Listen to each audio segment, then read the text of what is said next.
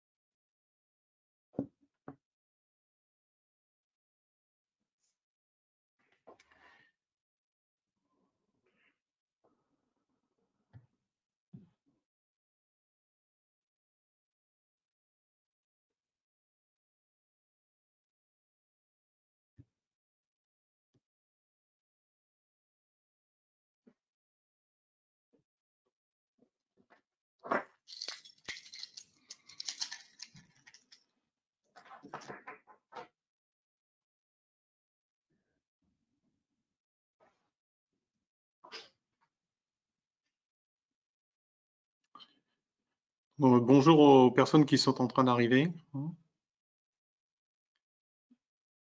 et bienvenue à ce webinaire.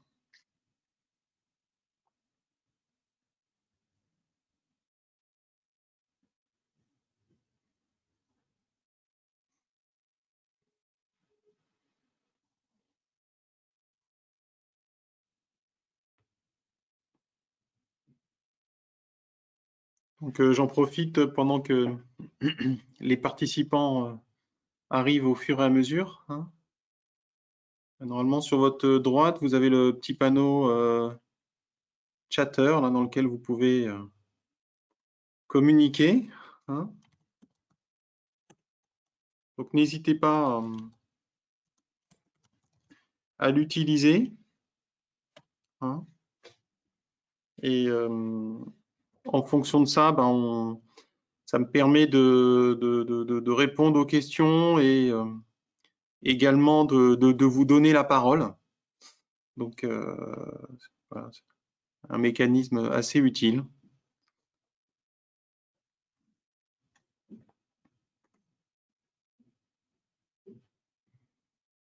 Voilà, donc je vois que Sabine m'a répondu. Bonjour, bonjour Sabine.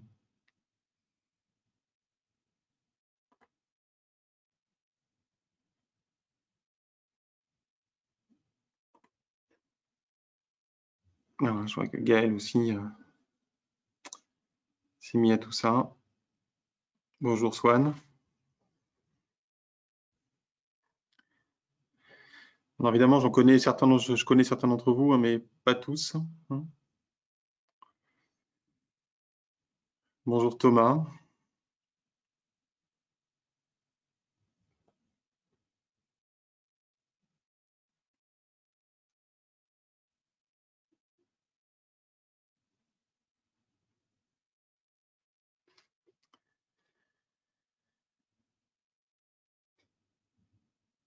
Donc les gens sont en train d'arriver.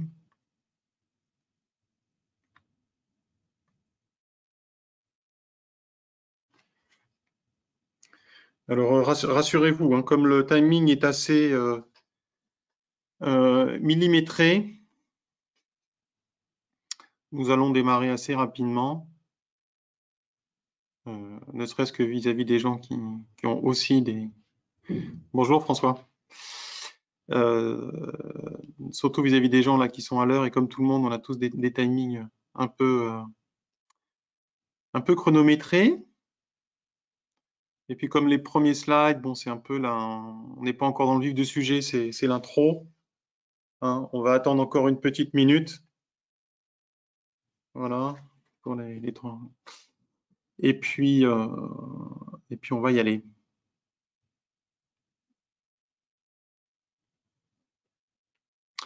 Alors cette fois-ci, on a une petite nouveauté dans ce webinaire.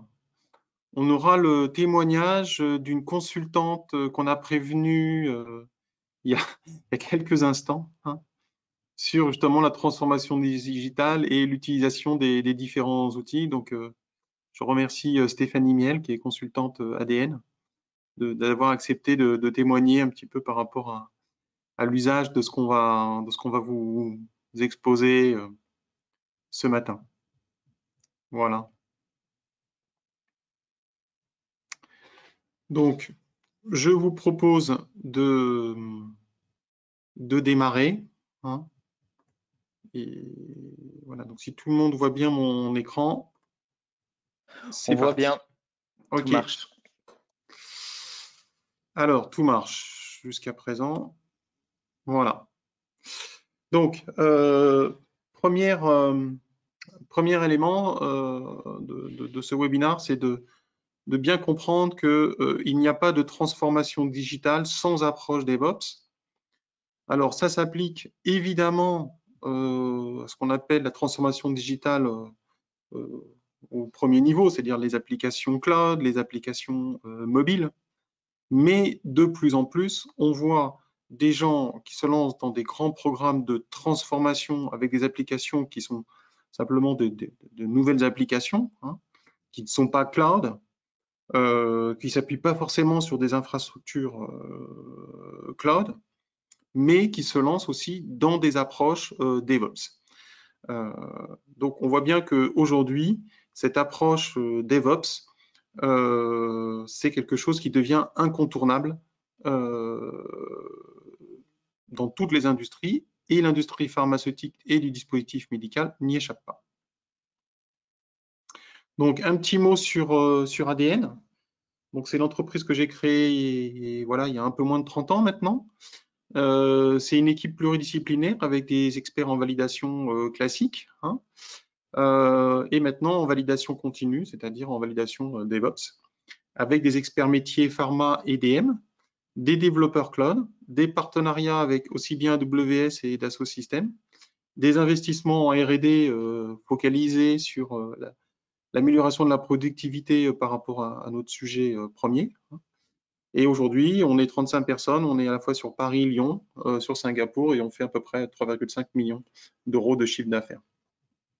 On a fait une croissance l'année dernière de 4%. Cette année, on croise les doigts pour que ça continue peut-être un peu plus belle. Voilà, donc en termes d'intro, en quelques années, la relation des entreprises avec les éditeurs, elle a basculé vers une approche SaaS. Hein. C'est un peu aussi les éditeurs qui ont incité les utilisateurs à partir avec des approches SaaS, que ça soit sur de l'ERP, que ça soit sur du CRM. Même aujourd'hui, c'est un peu plus rare, mais sur des applications plus traditionnelles, avec des applications de type équipement de laboratoire, mais ça commence à poindre pointer le bout de son nez. Et tout ça, ça change la relation qualité-fournisseur, puisque évidemment, on a des rapports de force qui sont parfois complètement inversés. Et j'ai une musique d'attente et pas de commentaire vocal. Est-ce le cas pour tout le monde? Pour moi, normalement, c'est démarré. Non, pour nous, Philippe, c'est bon. Il me semble. Hein. Ok. Non, ça marche Ouais. pas. Ok. Ok. Bon, je sais pas. Donc la personne qui, pour Anne, il faut qu'elle check un peu de son côté. Je Apparemment, vais, pour les autres, ça dépend. je vais lui répondre, Philippe. Je m'en Ok. occupe. Merci, Gaël. Voilà. Donc le schéma qu'on a, c'est une intégration continue avec des déploiements, je dirais, automatisés, des tests d'acceptation automatisés. La qualification, la validation, bah, il subit un petit peu ça. Hein. Je pense que notamment tous les gens qui s'appuient sur des solutions avec des éditeurs SaaS, les fenêtres de test et les environnements de test mis à disposition des utilisateurs, elle est quand même très limitée. Et ça, c'est lié en fait au fait que les gens qui sont en SaaS, ils travaillent en mode DevOps, ils poussent les modifications aux uns et aux autres. Donc, on n'a plus cette capacité à freiner les changements dans un environnement dit on-premise sur son propre data center. Hein. Donc ça, c'est quand même une tendance lourde qui va, à mon avis, s'accélérer pour une raison simple, c'est que les infrastructures cloud permettent de mettre à disposition des utilisateurs des puissances de calcul à la demande, des puissances de stockage à la demande, que les gens voilà, ça fait pas sens d'acheter ça, quoi. Hein. Alors, j'ai une petite question et je le remercie de l'avoir posée. C'est quoi DevOps? Alors, on va voir un petit schéma un peu plus loin, mais DevOps, je vois qu'on t'a répondu, donc je vais continuer là. On va l'exposer hein, de toute façon. Donc aujourd'hui, dans les années, je vais essayer de ne pas perdre trop de temps quand même. Donc dans les années 90, la validation elle était papier. Ensuite, on a eu des outils de test. Okay. Ensuite, on a commencé à avoir, je dirais, la validation digitale, donc la validation qui s'applique à des environnements digitaux, donc des applications mobiles, des applications cloud. Et maintenant, on a ce qui est en train de se dessiner, c'est vraiment la validation continue, c'est-à-dire que on va valider au fur et à mesure que les modifications logicielles nous sont proposées. Alors évidemment, il y a deux cas de figure. Il y a le cas de figure où les gens font leur propre développement, et puis il y a le cas de figure où ils subissent les développements des éditeurs qui sont en mode SaaS, et ce qui est quand même la tendance. Mais il y a quand même bien deux branches. Il y a les initiatives digitales internes, on va faire du data lake, on va faire de l'IoT, on va peut-être faire de la blockchain, etc.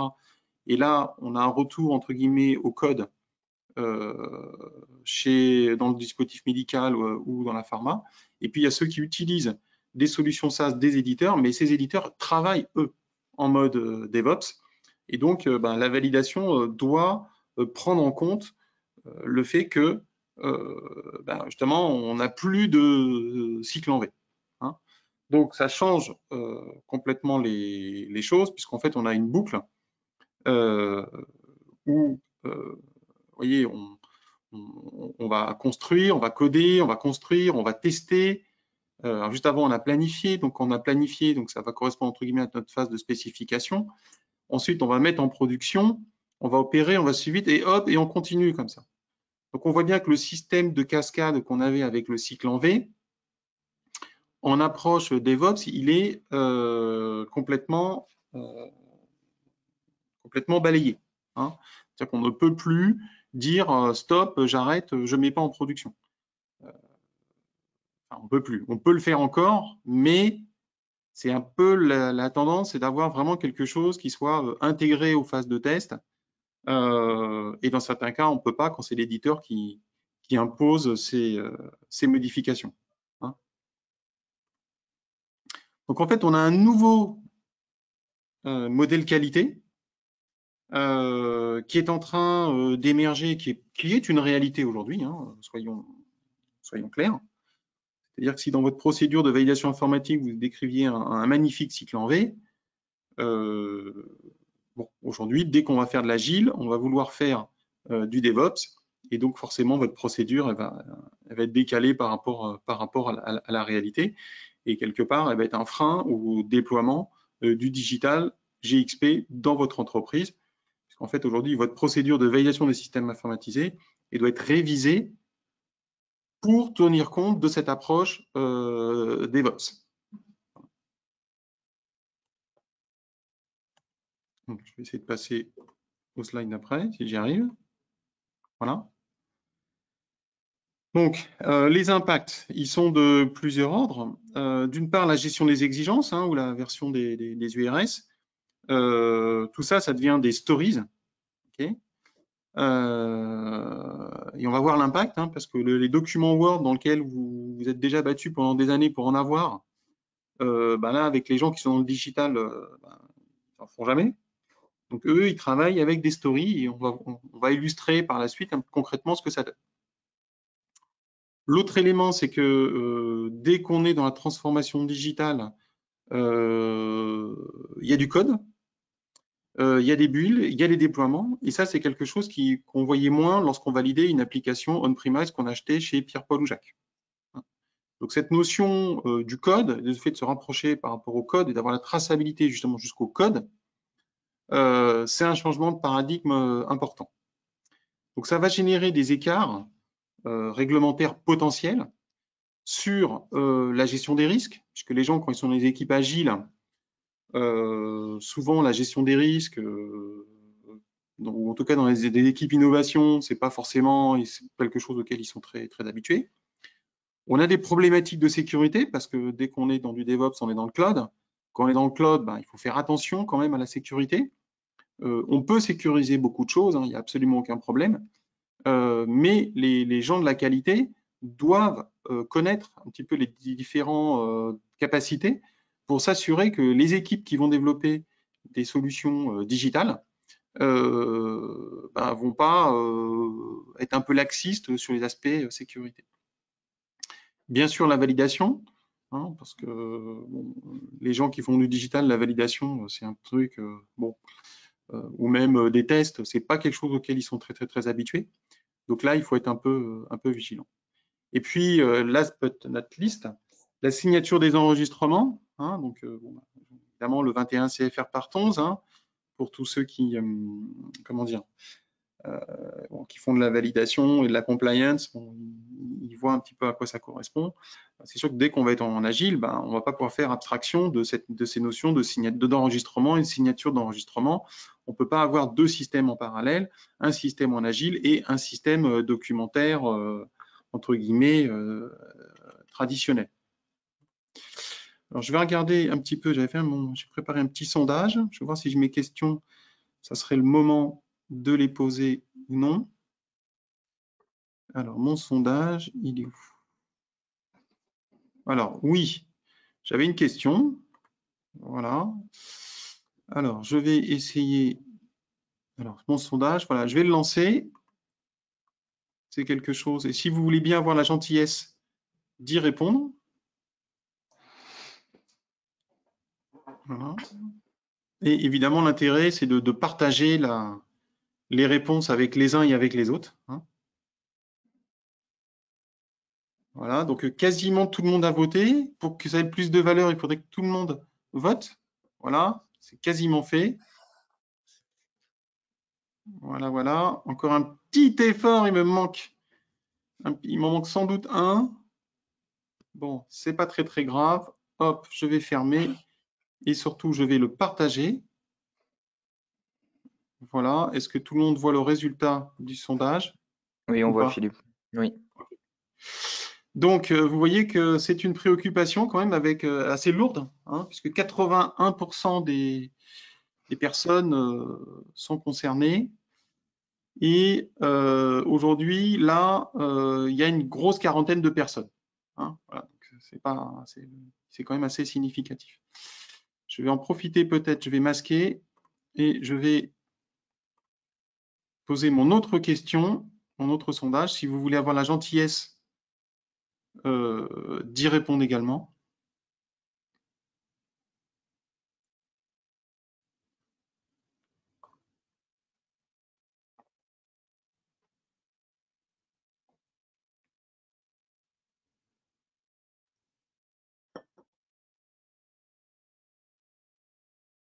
Voilà, donc on a quelque chose d'assez cohérent. Je vais partager. Hein, vous voyez, puisqu'on a 71% des personnes qui disent que la compliance est un frein à une approche DevOps. Allez, la petite dernière, ça c'est juste pour rigoler, mais enfin bon, on va voir. Ça concerne un petit peu le dispositif médical. Voilà, mais bon, vous voyez, j'ai bien fait quand même de poser la question. Hein. On a quelque chose qui est un peu surprenant. Voilà, il me faudrait encore, j'ai bien une petite personne encore qui vote pour atteindre mon taux de participation qui ferait pâlir tout politologue ou tout politicien, pas plutôt. Un taux de participation de 90%, c'est pas beau, voilà. Et je vais partager. Voilà, donc la nouvelle réglementation sur le dispositif médical, voilà, c'est un peu moins connu probablement des gens de l'industrie pharmaceutique, ce qui peut se comprendre. Hein. Mais bon, il faut savoir que dans beaucoup d'initiatives digitales, en fait, on tombe dans la catégorie de dispositif médical. Et dans cette catégorie du dispositif médical, on a cette norme 62304 à respecter. On a des systèmes qualité aussi à faire évoluer. Et comme le logiciel est source d'innovation, en fait, on tombe assez rapidement dans l'innovation réglementée et donc dans le changement du système qualité qui est un petit peu le sujet d'aujourd'hui. Voilà. Je vous remercie d'avoir bien voulu participer à ce sondage. Hop, donc on va essayer d'avancer. Voilà. Donc aujourd'hui, le changement, dès que vous êtes dans une équipe, je dirais, DevOps ou Agile, avec une initiative, je dirais, digitale, le changement important, c'est que on va tourner autour du code. Voilà. Donc, que ça soit du Java, que ça soit du Python, que ça soit ce que vous voulez. Donc, il va falloir gérer ce code.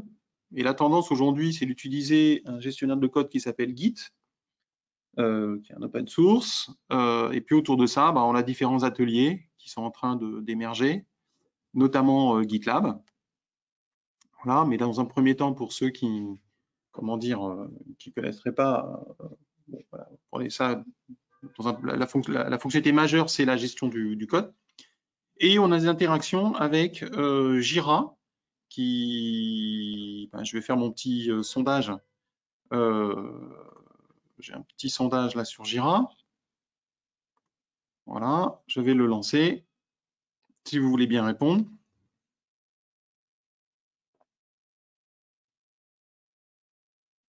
Voilà, donc là, on a quelque chose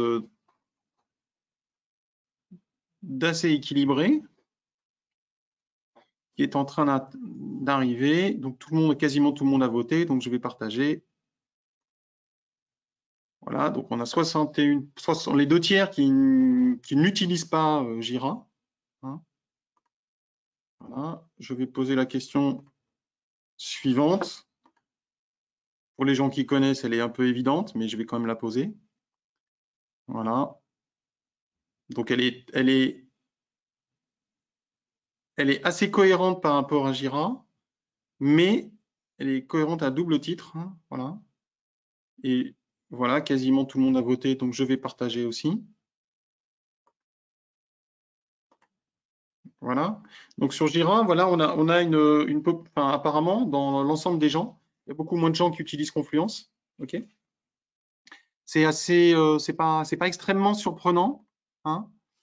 On peut continuer avec GitHub. Je pense qu'on devrait. On va voir quelle va être. On va répondre. J'ai une question sur c'est quoi Confluence. On va expliquer ça, hein. Voilà. Donc là, j'ai quelque chose qui est un peu plus surprenant, qui doit refléter un petit peu les différentes populations que l'on a aujourd'hui. Voilà, encore un petit effort pour que j'ai mes 90% de votants.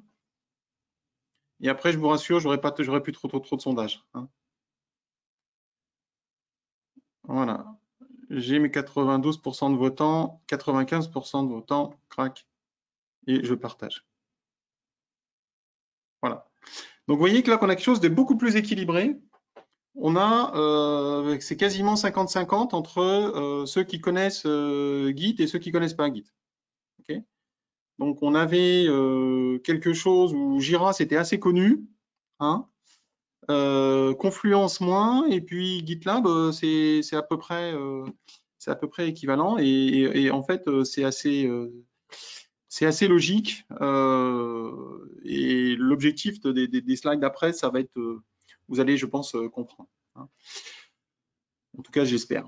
Bon, j'ai pas le sondage sur X-Ray, tant pis. Ça aurait été intéressant de le faire. Je sais pas si je peux le faire comme ça à la volée.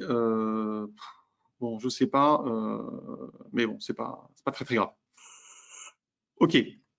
Donc, si on veut faire du DevOps, ce qu'il faut retenir, c'est que évidemment le code est absolument incontournable, qu'on va s'appuyer sur une infrastructure cloud, donc AWS ou Azure ou GCP, ou voilà, peu importe. Et puis on va avoir des Selenium pour les tests automatisés et aussi très souvent X-Ray. Voilà. Donc l'objectif, ça va être de vous expliquer un petit peu quel est l'objectif de ces différents outils qui sont les outils du monde de l'agilité et du DevOps.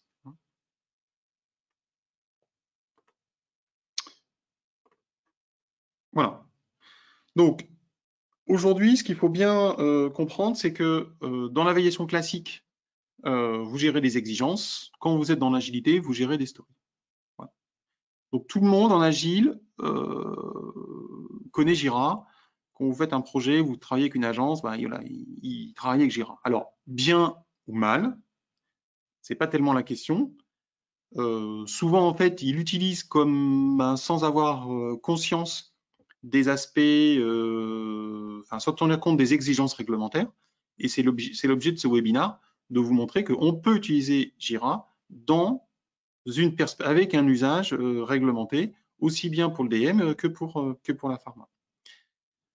Quelque chose qui est très important, c'est que Jira, d'accord, donc la société Atlassian, avec Atlassian, il y a tout un écosystème de plugins qui va permettre en fait de rendre Jira conforme aux exigences réglementaires.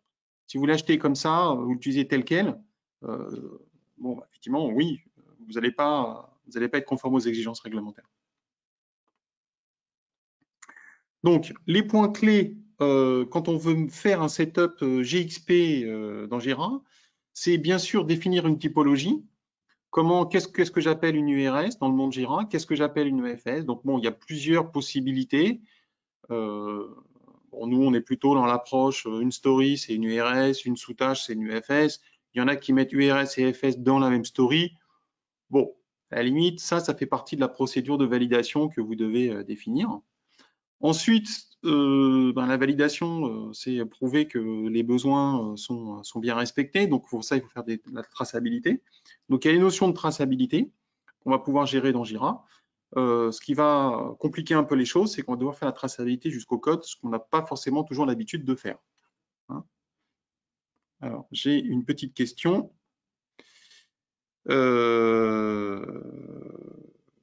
Tout à fait. Alors j'ai une remarque, c'est pour moi, les exigences ne sont pas incompatibles avec les stories. Les stories durent le temps d'un sprint, les exigences explications ont la durée de vie d'une application. Les deux me semblent nécessaires. Alors attendez.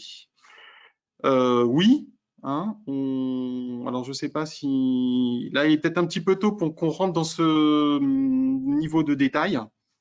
Mais oui, globalement, on est d'accord, hein. Et disons que ce qui se passe, c'est que quand les gens démarrent avec Jira, ils se posent la question de dire voilà, où vont être mes URS? Voilà. Donc en fait, mes URS, ben, souvent, c'est tout simplement des stories. L'autre élément qui n'est pas présent dans Jira en natif, c'est l'analyse de risque. Or, la gestion de risque, c'est pas une option dans la validation des systèmes informatisés, hein, ou dans la maîtrise des systèmes informatisés, et encore moins dans une approche DevOps. C'est pas une option, donc il faut l'arriver à la mettre en œuvre. Enfin, il faut implémenter des workflows de contrôle, parce que l'agilité, c'est pas, voilà, si on laisse comme ça peut rapidement partir hors contrôle. Il est clair qu'aujourd'hui, la question qui revient systématiquement, c'est bon, bah, finalement, OK, mais mes données de validation, mes documents de validation, je les mets où? Hein, si je travaille dans Jira, qu'est-ce que je fais? Je fais un export de Jira, je génère dans Word, je mets dans Magento, etc. Ou je garde dans Jira. Alors, vous pouvez garder dans Jira avec une signature électronique sur les transitions associées au workflow. C'est possible à travers des plugins Jira. Donc, c'est ce qu'on va essayer de vous faire découvrir pour ceux qui ne le connaissent pas, je dirais encore, hein. Donc, je vais laisser la parole à Gaël, hein, sur cet élément-là.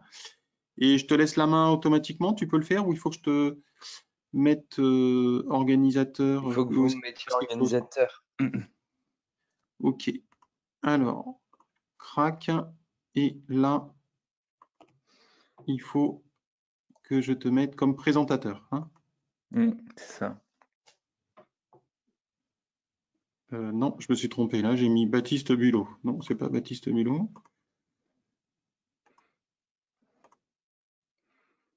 Ah non, c'était. D'accord. Pourquoi il me met Baptiste Bulot là?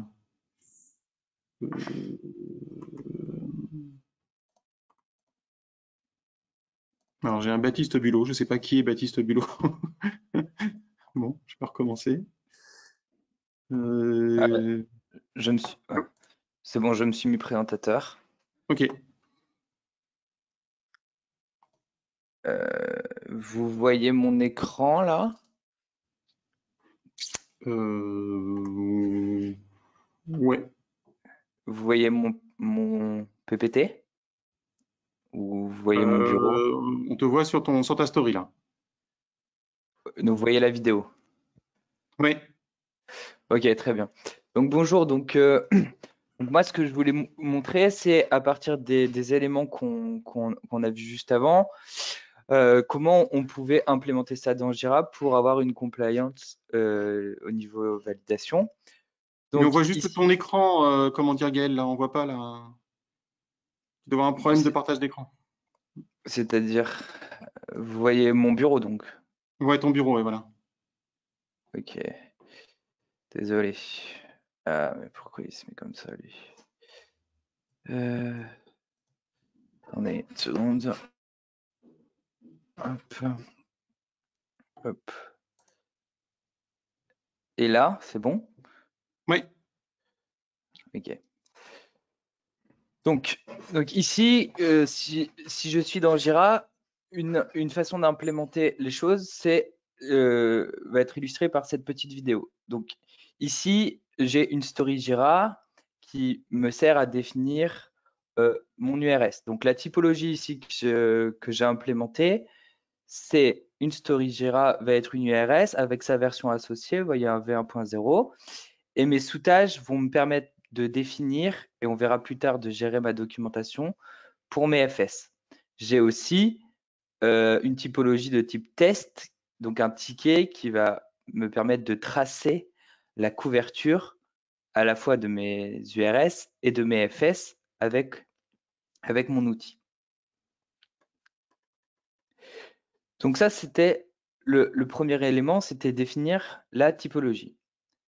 Deuxième élément, c'est ici, j'ai un test, donc vous voyez que je peux définir tous mes steps, etc. et que je vais avoir des liens. Donc ces liens ici sont de type test, donc ça veut dire que ce ticket-là teste certaines de mes FS qui sont listées ici. Donc ça, c'est une typologie que vous pouvez définir pour assurer une traçabilité complète. Et là, ce que je montre, c'est que si j'ouvre le ticket d'à côté, lui, il a aussi un lien de traçabilité réciproque qui est un lien de type tested by. Voilà. Donc ici, on a une traçabilité bidirectionnelle très importante.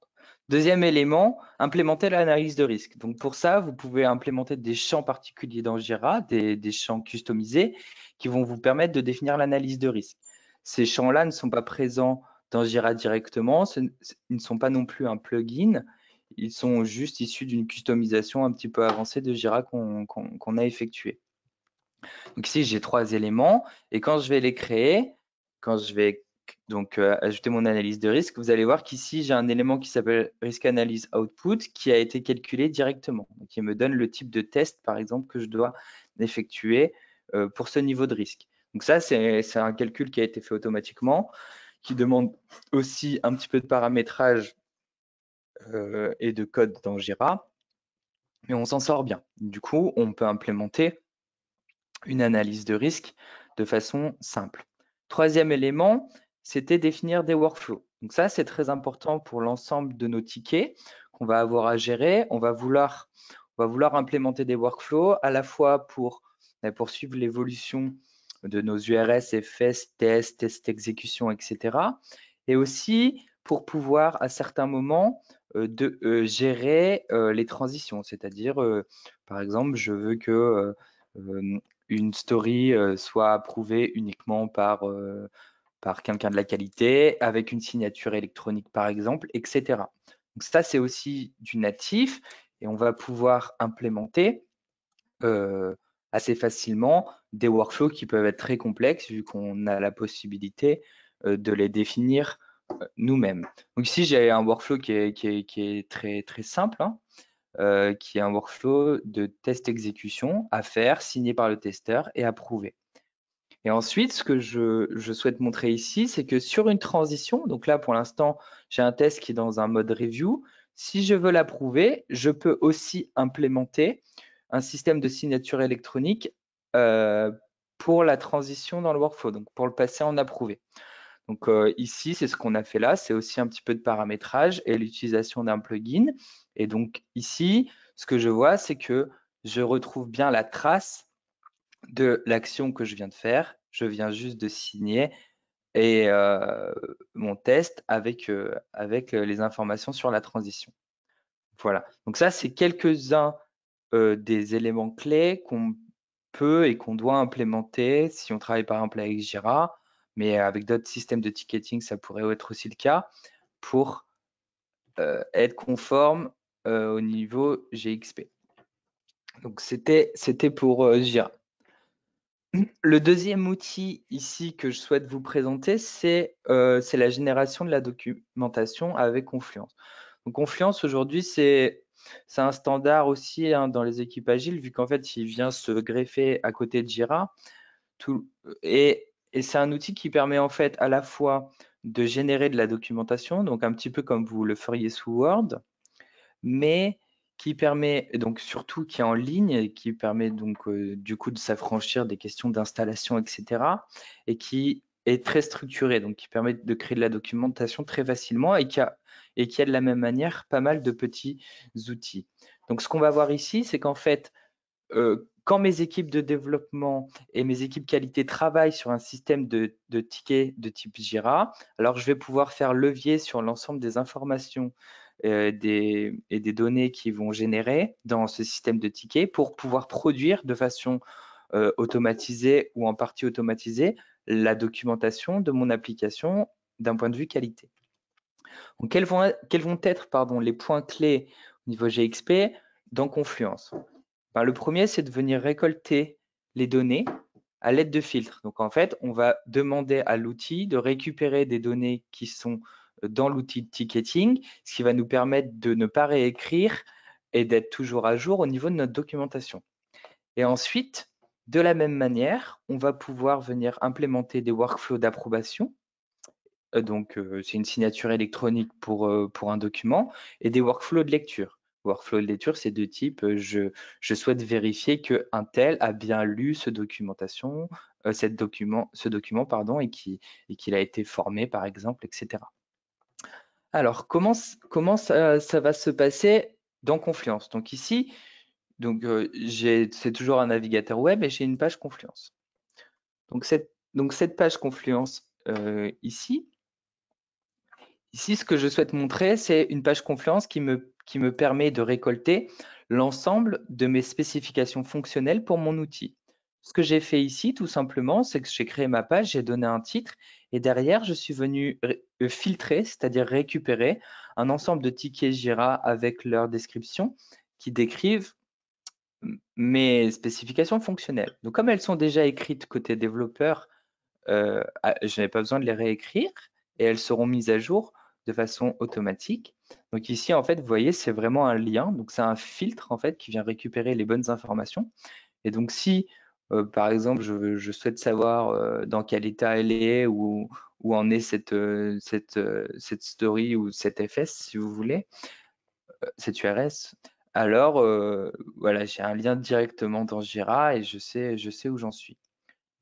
Donc l'état de ces filtres-là, ça peut être des descriptions et uniquement des identifiants, mais ça peut être quelque chose de plus complexe. Par exemple, pour générer ma page d'analyse de risque assessment, j'ai exactement la même chose, mais je vais mettre dans ma page Confluence un plus grand nombre d'informations. Donc ici, par exemple, j'ai mon analyse de risque au complet associée à ma spécification fonctionnelle. Donc, c'était la première étape. Deuxième élément, c'est que j'ai une page Confluence que je souhaiterais, par exemple, signer. Donc, pour la signer, on a un petit plugin qui est 21CFR aussi et qui me permet de signer mes pages. Donc, je peux venir appliquer un certain workflow ici, que je détaille ici. Donc, c'est un workflow qui est un peu compliqué, mais globalement, on comprend à peu près ce qui se passe. Au début, il va être en draft. Quand tout le monde a approuvé, après, il va être en approbation. Quand tout le monde a approuvé, il va passer en approuvé et donc la page va être publiée. Moi, je peux appliquer ce workflow pour faire une démonstration et je vais pouvoir ici choisir quels vont être les utilisateurs qui vont devoir approuver ce document. Donc là, je vais me mettre moi et puis je peux choisir d'autres personnes, bien sûr, par exemple Philippe. Et puis, dans un second temps, je vais pouvoir aussi rajouter quels sont les utilisateurs dont je souhaite qu'ils me donnent une confirmation de lecture. Donc ça, c'est par exemple pour que je m'assure que quelqu'un a bien lu un document, qu'il a bien pris connaissance d'un document. Une fois que c'est paramétré, je peux appliquer ce workflow et le workflow va être déployé sur la page. Vous voyez que là, il est déjà passé en draft. C'est le petit logo ici, voilà. Et je vais pouvoir passer dans le workflow d'approbation. Donc, mettre mon commentaire. I review and approve this page. Voilà. Et passer à l'approbation. L'approbation, évidemment, sur un workflow type qualité, on va redemander un login et un mot de passe pour signer le document. Voilà. Et je vais pouvoir approuver mon document.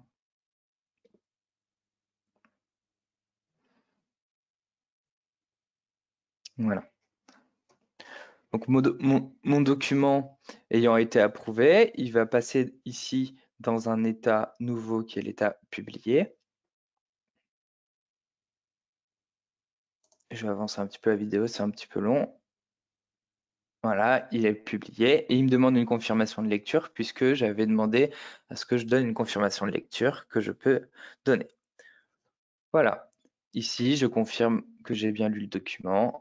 OK, et c'est bon. Voilà, donc ça, c'est un peu ce qu'on peut faire avec Confluence. Je vous montre ici le cartouche qu'on est capable de générer aussi de façon automatique sur Confluence. Donc, par exemple, voilà, le cartouche de la partie historique, c'est j'étais en approbation, j'ai fait une revue. Ce qui est très important, c'est que le système me dit que j'ai fait une revue à telle heure avec un username et un password, etc., etc. Donc ça, c'était pour Confluence. Ensuite, on peut passer à Git. Donc Git, c'est un système de gestion et de répertoire centralisé de code source. Alors, ce qui nous intéresse ici, ce qu'on va essayer de vous montrer ici, c'est que, bon, évidemment, c'est un standard pour les développeurs, hein. Donc, il y a plusieurs systèmes. Il y a GitLab, GitHub, Bitbucket, etc. On va montrer avec Git, mais le principe reste le même. Et ce qui est très important, en fait, d'un point de vue de qualité, vu qu'on n'est pas des développeurs, c'est à quel endroit on va vouloir se placer pour être capable euh, d'un- de contrôler ce qui se passe au niveau du code. Donc, quels sont, de notre point de vue, les points clés quand Et, on va gérer? je peux dire, est-ce que je peux t'interrompre, Gaël, Ouais, 2 minutes, parce que j'ai une question, comment dire, intéressante, et bon, même si là on est un peu à la bourre, je vais quand même la poser. Je vais la reprendre, pardon. C'est la question de François qui dit, là, on décrit les outils côté développeur, mais si le développement est externe à l'entreprise, c'est l'AQ du fournisseur qui intervient dans ces outils. En théorie, oui, c'est clair. bah, Question sous-jacente, c'est comment concrètement le client pharmaceutique intègre-t-il ces documents et outils dans son dossier de validation? Donc ça, effectivement, c'est une vraie question. Premier élément de réponse, c'est que le fait de comprendre que les développeurs externes travaillent de cette manière-là, ça va vous aider à mettre en place des programmes d'audit appropriés. Voilà. Donc, vos audits fournisseurs logiciels, si vous avez compris que tous les éditeurs vont fonctionner dans ce schéma-là, vous allez être beaucoup plus pertinent dans les questions que vous allez poser. Ensuite, comment on intègre par rapport à son dossier de validation?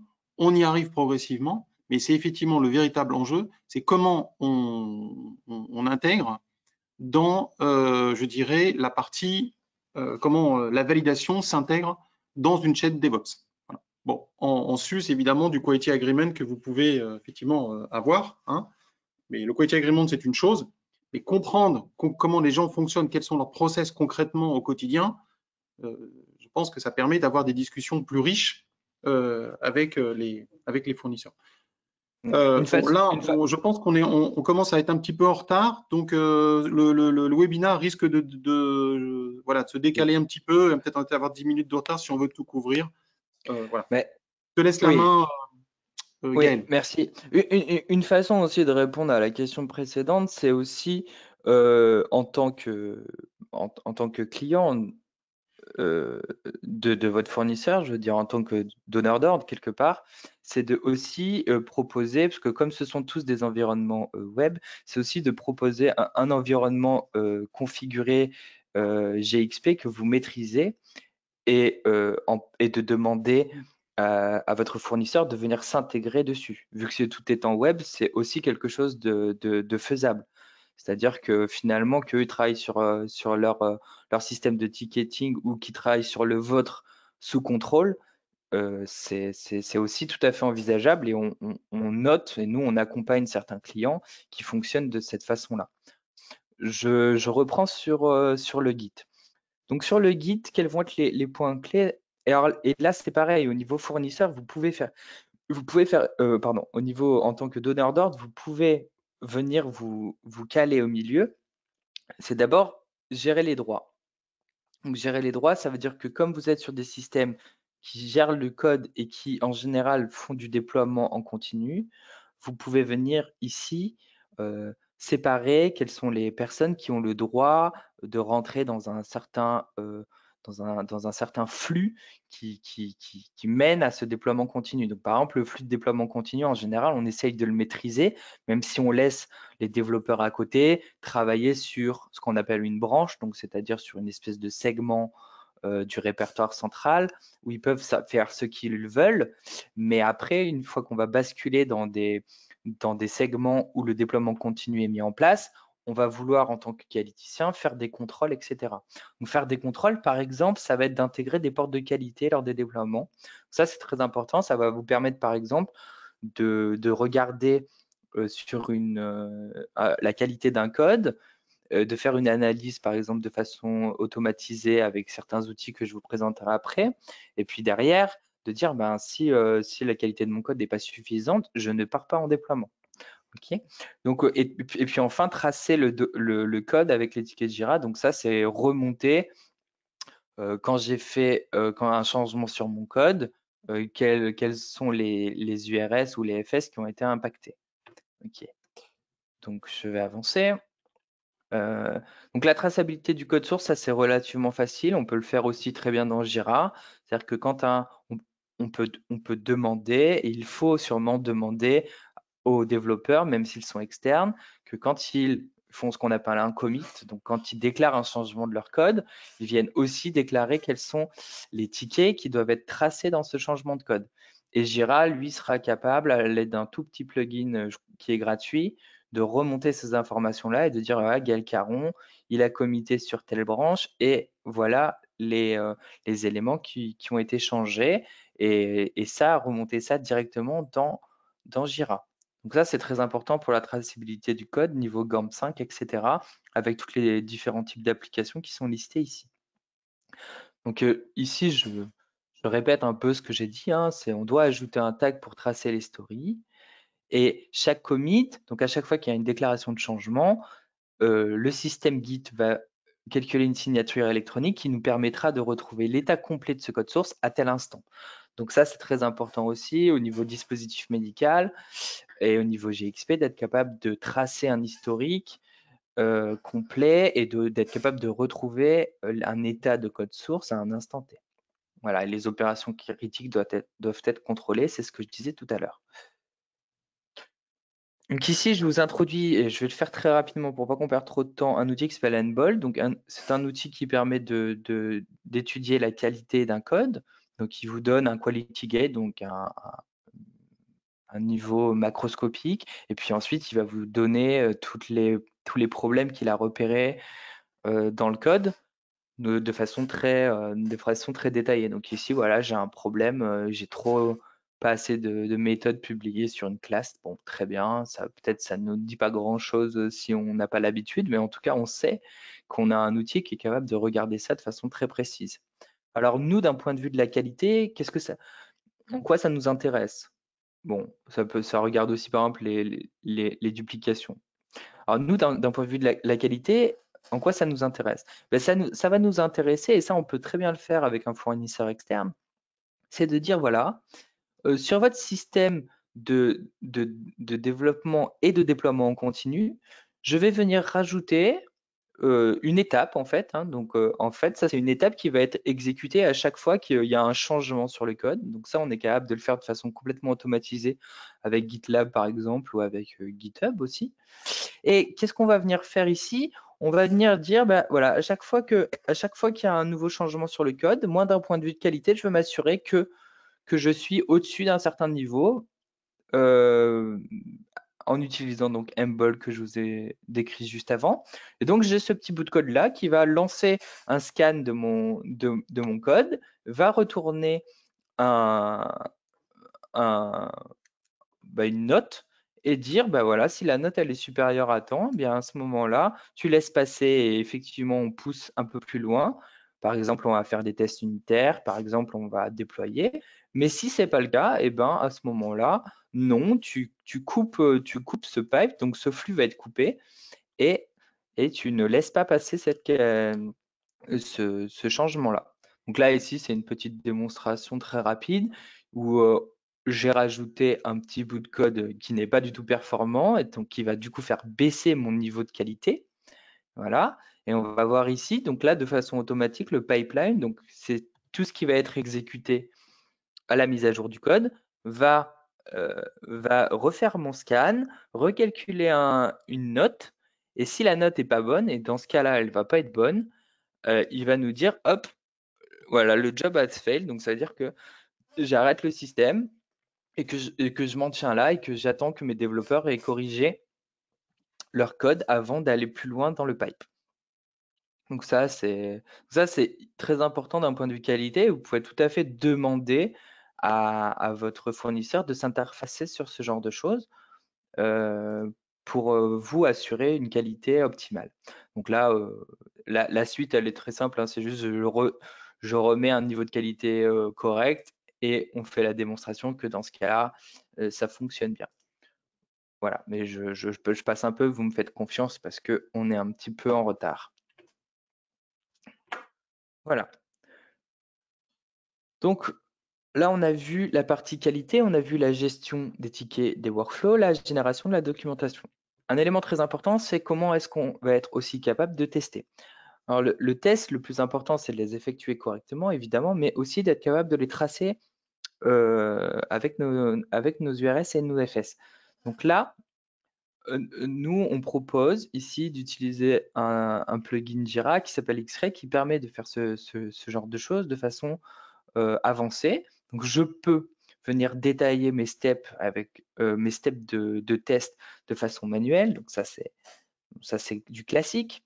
Je vais être capable aussi de regarder des historiques de couverture de mes requirements. Donc, tous mes tests couvrent des requirements. Il faut un peu faire de paramétrage, mais je vais pouvoir être capable de regarder ce qu'il se passe. Je vais avoir une traçabilité complète ici entre une FS et les URS associés, un test et une exécution de test. Donc là, je suis capable de faire toute la traçabilité directement dans mon outil Jira avec ce petit plugin. Et je vais être capable aussi de regarder quels sont les taux de couverture de mes requirements par rapport à mes tests, etc. etc. Ça, c'est très important pour nous, pour être d'un point de vue GXP ou Medical Device, pour être conforme. Donc ça, c'est très utile, c'est pas très difficile à mettre en place et ça fonctionne très très bien. Donc là, voilà, là j'ai l'exécution d'un test avec avec le taux de calcul de toutes mes exécutions, etc., etc. Qu'est-ce que je vais pouvoir faire ici? Donc ça, c'est une petite vidéo.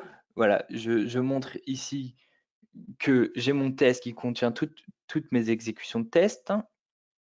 Et mes exécutions de test, elles vont pouvoir comporter pour chacune des étapes à la fois, le résultat attendu, bien sûr, mais aussi je vais pouvoir mettre dans ce test par exemple, mes preuves de test, etc. Et je vais aussi avoir la possibilité ici de faire des rapports de test qui sont aussi automatiques. Donc, je vais pouvoir sortir des rapports que je vais pouvoir donner à la qualité, par exemple, pour les signer, ou que je vais pouvoir intégrer à une page Confluence pour signer le test. Donc là, ici, j'ai un rapport de test qui contient toute la description, l'ensemble des étapes, les requirements qui sont couverts, etc. etc. Et ça, j'ai pas besoin de réécrire ce rapport-là, je peux le générer de façon automatique. Donc, encore une fois, gain de temps. Et puis, une fois que j'ai bien paramétré mon système, d'un point de vue qualité, je m'assure que je suis OK. Voilà, donc ça, c'était le petit plugin X-Ray qui permet de faire de la gestion de test. Voilà, alors j'espère que ça va pas trop vite, je suis désolé. Je voulais juste faire un dernier point sur la notion de test automatisé. Nous, ce qu'on pense, c'est que de plus en plus, on va venir demander à nos fournisseurs, à vos fournisseurs, ou quand vous faites du développement en interne, d'intégrer des tests automatisés. Donc les tests automatisés, c'est des bouts de code qui vont exécuter automatiquement des tests. Et ce qu'on cherche à montrer ici, tout simplement, je vais vous passer la petite vidéo, finalement, un test automatisé, ça va être un bout de code. Donc ce bout de code, lui, il va être aussi versionné de la même manière que je versionne le code de mon application. Et ce qu'on souhaite montrer ici, c'est que je suis tout à fait capable d'automatiser un test, mais aussi de remonter les résultats de façon automatique dans mon système de ticketing. Donc ici, j'ai un test pour le webinaire que j'ai appelé démo. Pour l'instant, il n'y a aucune exécution, donc voilà. Eh bien, je vais venir l'exécuter. Donc, au lieu de l'exécuter à la main, celui-là, je vais tout simplement lancer l'exécution. Donc, elle pourrait être lancée aussi dans un pipe DevOps classique. Et donc là, en fait, vous voyez que mon système, en fait, il a pris le contrôle de mon navigateur et il va effectuer de façon automatique le test. Voilà, donc là, je vous montre un test tout bête. Donc, il va juste rajouter un élément dans ma base. Voilà, très bien. Alors, Donc ça, attends, je c'est... crois que j'ai personne qui voudrait intervenir là. Voilà. C'est Cécile, je vais lui laisser la parole. Ah, bah voilà. Bonjour Cécile. Je fais 2 fois que je t'appelle Cécile. Tu te souviens quand est-ce qu'elle Non, arrive? je suis occupée, je peux pas. Ah, non, bon, c'est une fausse manip apparemment. Ok. Cécile, vous vouliez intervenir? Vous avez levé la main dans le webinaire? Non. Bon, ok. Continue, Gaël. Oui. Donc voilà. Donc une fois que ce test est effectué, là, j'ai tous mes checks, mes portes qui sont passées. Donc tout est OK. Et vous allez voir qu'en fait, automatiquement, il a remonté ce test-là dans mon ticket test Jira. Donc l'exécution test, maintenant, je vais en avoir une. Donc elle a été faite automatiquement. Moi, j'ai rien touché. Et Et j'ai été donc capable, de façon automatique, de remonter l'exécution de ce test avec l'ensemble des commentaires et cetera, qui ont été générés par mon système et en plus, et ça c'est très sympa, c'est que j'ai pu aussi récupérer les execution evidence. Donc j'ai pu récupérer un ensemble de screenshots qui ont montré l'exécution de mon test. Donc ça, c'est des choses qu'on peut faire de façon assez simple, hein, il faut coder, mais c'est pas très compliqué, pour avoir des tests qui seront réutilisables à l'envie. Voilà, donc je vais m'arrêter là pour ma part. Je vous redonne la parole, Philippe, pour la fin. Ouais, par contre, parce que j'ai deux questions très intéressantes donc, que je vais garder. Là, j'ai une question sur le rapport vis-à-vis d'éditeurs SaaS comme Viva ou Tracelink. Et puis, j'ai une autre question très intéressante sur l'approche projet et run par rapport à une approche produit. Donc, je vais essayer d'y répondre. Mais bon, on va avancer là-dessus. Je vais te laisser avancer les slides pour éviter qu'on perde du temps dans les transitions là, hein. Donc aujourd'hui, le système qualité, je pense que voilà, vous commencez à travers déjà les questions, vous voyez bien que il est en train de changer, hein, avec des nouveaux outils, avec de nouvelles méthodes. Là, de manière flagrante, comment dire, la prise en considération, je dirais, du code, hein, et avec cette approche purement enregistrement documentaire qui va devenir vraiment l'aspect enregistrement tout court, avec des enregistrements dans Jira, dans Confluence, dans l'enregistrement de type code. Il y a eu des débats pendant des années et des années, est-ce que le code est un enregistrement ou non? Bon, ça va durer encore quelques temps, mais en tout cas, ce qui est sûr, c'est que on pourra plus dire que le code, c'est pas si important que ça, même si dans certains cas, effectivement, évidemment, on n'a pas accès au code, mais je vais mettre un petit bémol là-dessus. Est-ce que tu peux avancer, s'il te plaît, Gaël? Donc, il est possible de faire du DevOps GXP et je pense qu'aujourd'hui, les choses sont claires. Il n'y a pas de transformation digitale sans DevOps, hein, GXP. Je pense qu'il ne faut pas du tout sous-estimer l'actif des gens qui faisaient de la validation entre guillemets classique, hein, bien au contraire, parce que tous les gens qui font de l'innovation et du digital, ils ont besoin de travailler avec les gens qui connaissent les exigences réglementaires et notamment les aspects GXP, parce que souvent innovation est un peu synonyme de je connais absolument pas les exigences réglementaires. Donc il y a vraiment besoin de faire travailler de tout le monde ensemble, hein, et de certainement pas laisser les gens de la validation classique de côté. En revanche, il est évident que les valideurs classiques, ils doivent acquérir de nouvelles compétences et c'est un peu le rôle des différents responsables, les managers dans les différents laboratoires ou gens dans les dispositifs médicaux, pour qu'ils acquièrent ces nouvelles compétences sur Jira, sur Confluence, sur GitLab, sur des consoles de management comme celle d'AWS. C'est le rôle effectivement des leaders de faire évoluer leurs équipes vers une autre approche de la gestion des changements, de la gestion de conf, de la gestion des releases, puisque évidemment si on parle de gestion des releases, on parle de gestion de code, peut-être d'initiation à Python, Shell, etc. Hein.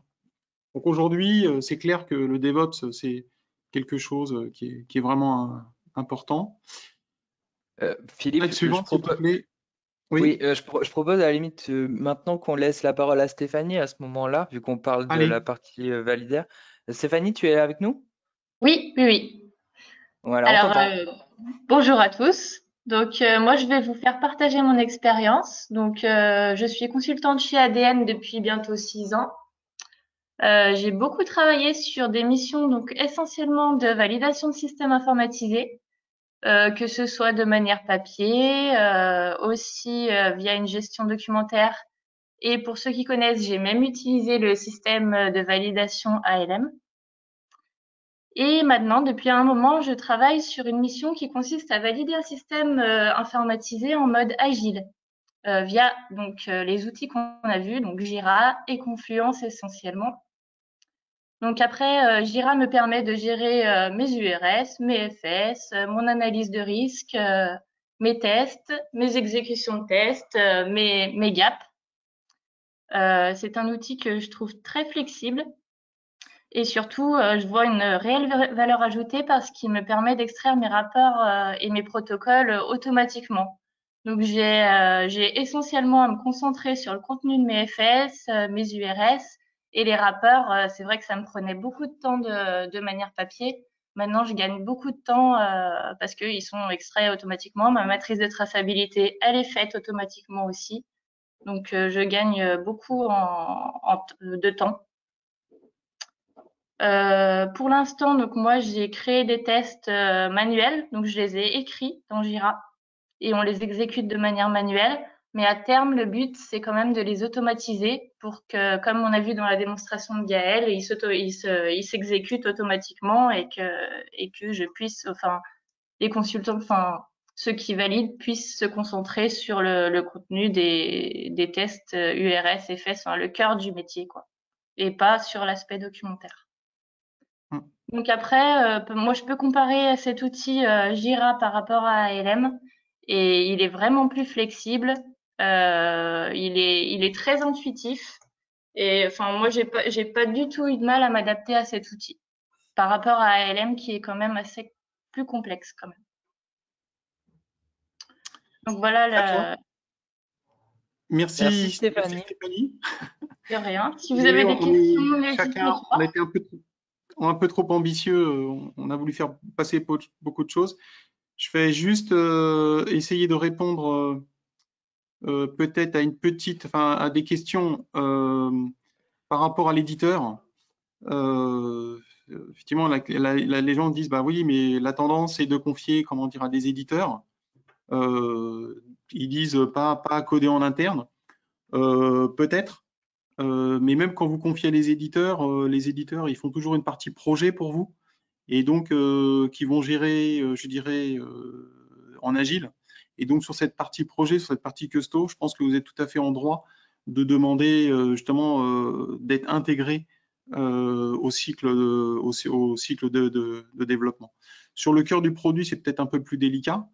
Et puis peut-être que vous ne le souhaitez pas, ou peut-être simplement vous appuyer sur comment dire, sur les packages de validation qu'ils peuvent proposer. Voilà. Et après, bah, effectivement, dans le cadre d'audit, vous pouvez leur demander un petit peu comment ils gèrent leur aspect DevOps sur la partie produit. Donc, il y a un complément sur la partie produit, je dirais, de l'éditeur, et puis toujours la partie un petit peu custo qui est souvent inévitable. D'autre part, on pourrait très bien envisager, parce que normalement, quand ils font du DevOps, ils poussent et vous avez une fenêtre d'intervention dans laquelle vous pouvez tester. Là, ils poussent justement dans ce qu'on appelle des sandbox. Et justement, c'est parce que vous comprendrez bien comment ils fonctionnent, que vous allez trouver le moyen de vous insérer dans leur chaîne pour faire vos tests de validation et intégrer un certain nombre de tests, je dirais, critiques dans les sandbox. Voilà. Et ça pour comprendre la fenêtre de tir que vous avez, il faut déjà comprendre un petit peu quelles sont les pratiques de développement chez les éditeurs, notamment sur la partie produit. Donc j'ai des questions là-dessus dans le chat. Si vous voulez qu'on discute un peu plus, vous pourrez nous envoyer un. Je réponds au fur et à mesure comme je peux. Là, il y en a beaucoup. D'accord. Donc l'offre ADN, effectivement, c'est du conseil sur la partie DevOps GXP, avec des études de cadrage, des plans de transition, des audits de fournisseurs, des conseils méthodologiques sur la compliance digitale. D'un point de vue opérationnel, on propose des consultants, des développeurs formés qu'on va intégrer à vos équipes agiles, cloud ou DevOps, qui vont agir comme des accélérateurs de transition, justement vers cette transition digital GXP ou DevOps GXP. Hein. Donc, on peut intervenir dans les preuves de concept que vous pouvez faire sur la partie validation de votre chaîne DevOps. J'ai eu des questions, mais est-ce que Jira doit être validé? Oui, si vous voulez que Jira soit la référence, oui. Même chose pour Confluence, même chose, je dirais, pour GitLab. On peut proposer des gens aussi en assurance qualité pour vous aider ou aider vos partenaires à revoir les stories, faire l'analyse de risque, qualifier la partie cloud. La conformité continue, c'est quelque chose qu'on avait développé dans nos différents précédents webinaires, mais on pourrait y revenir sur les infrastructures cloud. On peut faire des choses très, très intéressantes. Et sur la partie intégrateur et éditeur, voilà, c'est un petit peu la même chose. Enfin, si tu veux bien me passer le dernier slide, Gaël. Voilà. Non, l'avant-dernier. Voilà. Donc, on propose une équipe, et après, je vais répondre aux questions qui sont très intéressantes que j'ai là sur les retours des inspecteurs de la NSM, les URS, les FS dans l'aspect produit, etc. Je vais y répondre ou je vais donner la parole notamment à la personne qui pose ces questions-là. Hein. Donc, on est capable, aujourd'hui, on se positionne avec une équipe pluridisciplinaire pour vous aider à livrer des projets GXP que vous pourriez faire fonctionner en mode DevOps. Hein, puisqu'en fait, aujourd'hui, des initiatives, il y en a beaucoup. Il y a un réservoir de productivité qui est très important dans les nouvelles technologies et en particulier d'un point de vue digital. Mais ce qui freine, comment dire, c'est cet aspect réglementaire. Comment je gère le réglementaire. Voilà. Alors, ce que je vais essayer de... Donc, on est à votre disposition là-dessus. Donc, j'ai un certain nombre de questions qui me paraissent tout à fait légitimes, en tout cas pour le partager avec les... Comment dire, avec l'ensemble des participants. Donc, je vais essayer de vous retrouver, voilà, pour vous donner la parole. Alors, voilà. Donc, Monsieur Navez, si vous voulez bien partager, voilà, vous avez la parole, si vous voulez partager vos réflexions avec l'ensemble des participants. Oui, allô, bonjour, merci, c'était très intéressant. Moi, j'avais une question depuis le début, là, sur la partie, l'approche produit, vous m'entendez? Oui, parfaitement. L'approche produit versus l'approche projet, parce que le DevOps, donc on développe en continu, on teste, etc. Donc on fait des stories, mais on va avoir plusieurs projets tout au long du cycle de vie de l'application. Et comment on garantit un peu la cohérence de tout ça, de toutes nos stories qui sont, d'après ce que vous dites, plutôt devenues des URS FS. La durée de vie d'une story, enfin moi dans le monde agile que je connais pour l'instant, c'était plutôt temporaire.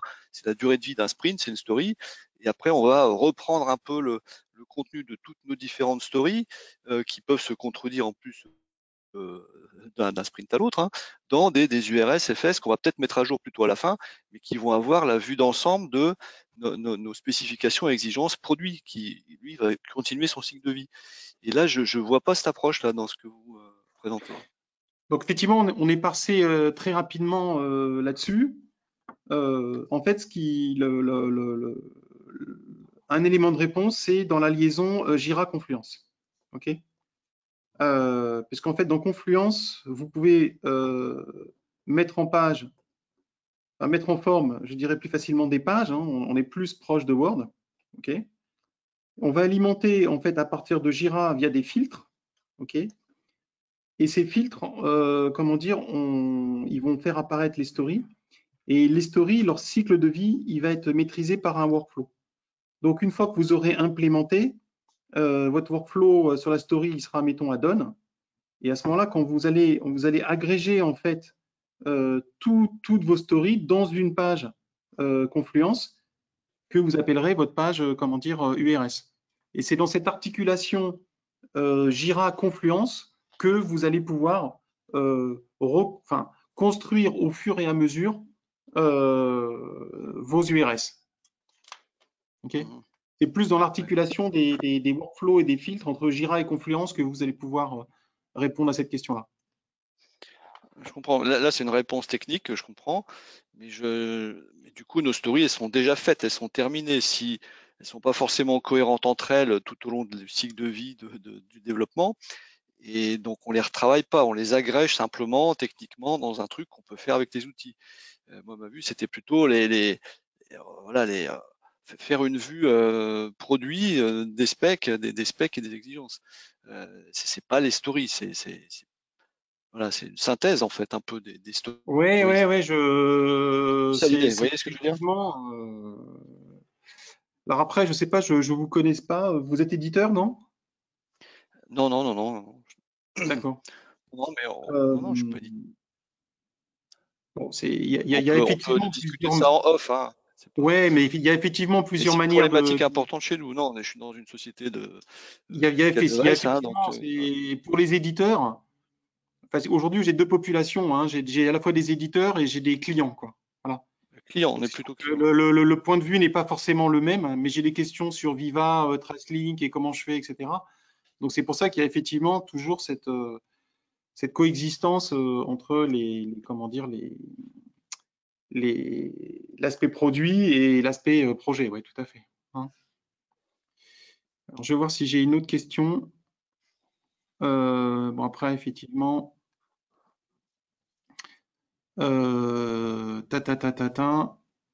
Pour les slides, oui, vous allez les avoir. Hein. Ça, il n'y a pas de problème. Ça fait partie du but du jeu. Alors, j'avais une autre question là, qui était assez intéressante. C'est pas que les autres ne le soient pas, hein, auquel on a répondu. C'est le lien système soft et partie hard dans les DM. Mais bon, la personne a quitté le webinar. Mais oui, on a la même problématique et c'est dans l'articulation de Jira Confluence qui est la réponse. Hein. J'avais une autre question. Alors, je vais donner la parole s'il semble être encore là. Il faut que j'arrive à le retrouver. Pom. Alors, parce qu'il y a pas mal de monde, mais enfin, je devrais y arriver. S'il est encore là, oui, voilà. C'est Monsieur Claudon. Je vais vous laisser la parole si vous voulez bien partager votre question avec l'ensemble des participants. Oui, bonjour. Non, en fait, oui, en tant que client, quand on est client de grosses plateformes et de gros éditeurs, ils nous fournissent les packages qu'ils ont fait sur leur process de validation, sauf qu'en fait, on a rarement le droit et on a rarement l'opportunité de se plugger dans leur cycle DevOps pour voir si c'est bien fait, si c'est pas bien fait, sur quel référentiel ils s'appuient, et voilà, on est obligé de suivre le rythme et de refaire presque du cycle en V à chaque config qu'ils fournissent derrière. C'est très compliqué à suivre en fait. Et voilà, c'est un retour d'expérience. Hein. Les gros éditeurs de logiciels ne sont pas du tout aptes à l'heure actuelle à vous ouvrir les portes ni de leur code source, ni de leur façon de travailler. C'est tout à fait juste. C'est pour ça que généralement, quand même, ils peuvent pas faire la moindre des choses, c'est qu'ils vous mettent à disposition des sandbox, okay, oui, avec une fenêtre de disponibilité qui est souvent relativement courte, ok, oui, aussi. et dans lesquelles vous pouvez faire tourner un certain nombre de tests automatisés. Donc ça, je pense que c'est un premier élément de réponse. Ensuite, pour avoir travaillé avec beaucoup d'éditeurs, je pense qu'ils sont tous assez embarrassés par cette notion de validation. Okay. Mhm. Et qui sont tous relativement ouverts à des discussions constructives sur ces sujets-là. Hein.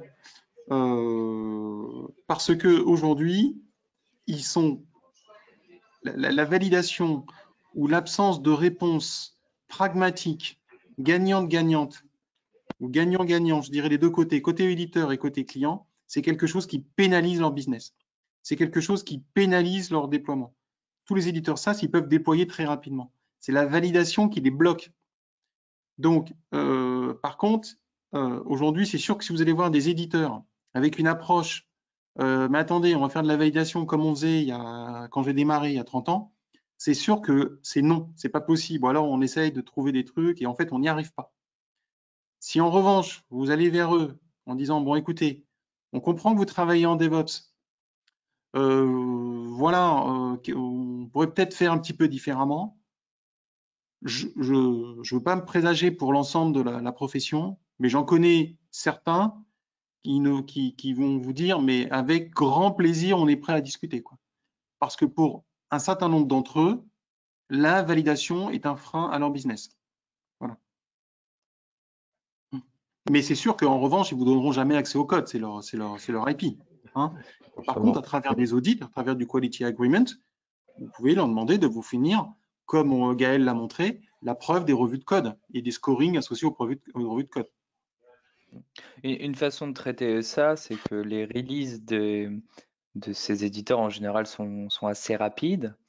Et nous, c'est un problème qu'on a identifié chez ADN. Donc, une façon aussi de traiter ces sujets-là, c'est d'essayer de mettre en place un ensemble de tests automatisés qui viennent qu'on peut venir exécuter à chaque release de façon rapide, puisque automatisée, et qui permettent de couvrir, par exemple, 80 ou 90% des exigences à chaque release pour s'assurer que la nouvelle version n'est pas venue casser quoi que ce soit par rapport à ce qu'on avait validé sur la précédente. Donc nous, on a travaillé à cette approche-là et on a développé un outil qui permet de le faire. Si ça vous intéresse, on pourra en discuter ensemble. Ensuite, j'avais une question, je crois que c'est vous qui l'avez posée, c'est quel est le retour des inspecteurs type ANSM là-dessus. Faire une réponse, par exemple, s'il y a un sujet encore plus en avance sur tout ce qui est machine learning, l'ANSM, il y a il n'y a pas très longtemps, c'était un pushback, c'était non, on ne veut pas entendre parler. Maintenant, ils reviennent parce que les industriels leur disent, mais attendez, il y a des gains de productivité qui sont énormes. Bon, l'ANSM discute à ce jour avec un certain nombre de grands laboratoires sur comment on peut effectivement faire du machine learning sur des libérations de l'eau. Donc, je pense que les instances réglementaires se rendent bien compte aujourd'hui que je vais être un peu provocateur, hein, mais la réalité, c'est que le cycle en V, il est encore présent dans, allez, 75% des projets, je dirais, informatiques, mais qu'il va ne faire que décroître. Hein. C'est clair, net et précis. Hein. Est-ce qu'il y a encore une dernière question? Pourriez-vous nous faire un webinaire sur ces tests automatisés? Ben oui, c'est une bonne idée. OK. Alors, dans le même état d'esprit, je vais vous embêter encore avec un petit sondage, parce que j'ai eu cette petite idée-là. Donc, si vous voulez bien répondre à ce... Alors, j'ai un sondage là. Ça, c'est pour faire plaisir à Marie. Elle comprendra ce que je dis. Voilà. Si vous voulez bien répondre à ce... Voilà. Ah, Marie, tu réponds quand même. Très bien. OK. Bon, ben voilà, vous avez au moins, j'espère, découvert X-Ray. Donc là, bon, c'est la private joke. Donc, c'est un peu grâce à Marie qu'on a découvert ça. Mais on l'utilise aussi sur des projets comme des gros projets chez EDF. Donc, voilà, c'est intéressant. C'est entre guillemets un petit peu le QC. Alors, je vais partager le résultat. Voilà. Mais bon, il y en a d'autres et on n'a pas de on n'a pas d'action chez eux. Et enfin, j'ai ma dernière question. Voilà. On vous propose de peut-être de faire un atelier pour voir concrètement ce que ça pourrait donner dans un environnement chez nous, manipuler un petit peu hein, et échanger après. Voilà, donc je vais quasiment tout le monde a voté. Encore un petit effort. Oui, un petit effort. Je suis à 80%. Un petit effort pour le 90. Le 90, le 90% de vote. Non, je crois que je ne peux pas l'avoir. J'ai 80%. OK. Donc, je vais partager avec vous le résultat. OK.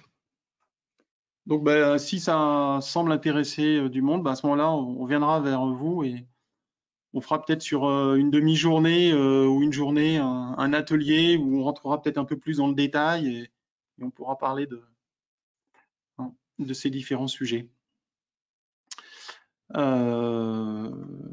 Voilà. Eh bien, écoutez, merci pour les valeureuses personnes qui ont pris du temps supplémentaire pour assister au webinaire. En tout cas jusqu'à 20. Je vous remercie tous. Je vous souhaite une très bonne journée. Et donc je vous dis peut-être à bientôt pour un atelier chez ADN. Voilà, merci à Stéphanie pour ton témoignage. Merci à tous, à bientôt et très bonne journée à vous. Au revoir. Au revoir, merci beaucoup.